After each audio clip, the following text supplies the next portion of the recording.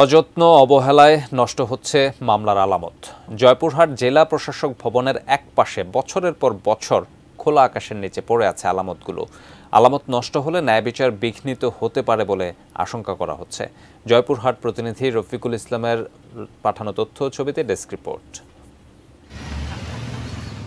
অযত্নে খোলা আকাশের নিচে যত্রতত্র ছড়িয়ে ছিটিয়ে রয়েছে জব্দকৃত বিভিন্ন মামলার আলামত। জয়পুরহাট জেলা প্রশাসন ভবন চত্বরে ও ট্রেজারি অফিসের সামনে কয়েকটি রুমে বিভিন্ন মামলার আলামত সংগ্রহ করা হয়। মোটরসাইকেল থেকে শুরু করে প্রাইভেট কার, অটোরিকশা, দেশীয় অস্ত্রসহ নানা গুরুত্বপূর্ণ মামলার আলামত রয়েছে এখানে।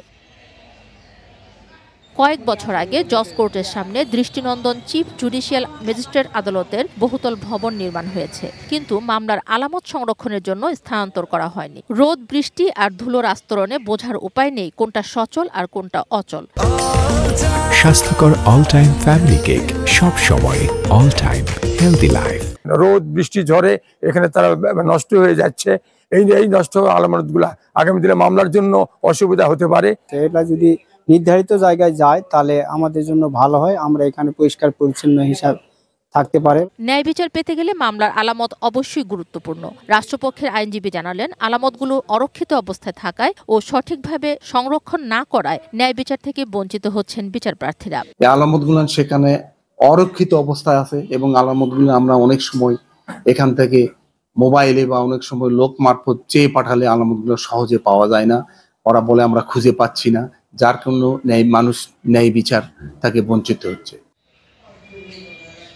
আলামতগুলো সংরক্ষণে ব্যবস্থা নেওয়ার জন্য জেলা জজের সাথে আলোচনা হয়েছে জানিয়ে আইনসম্মতভাবে ব্যবস্থা নেওয়ার আশ্বাস দিয়েছেন জেলা প্রশাসক।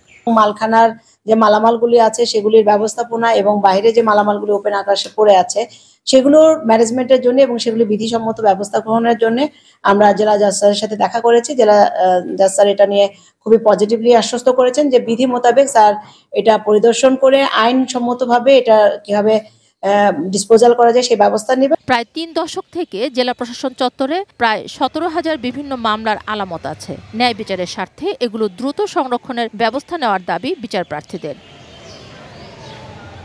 Mirza Monalisa, desk report, ATN news.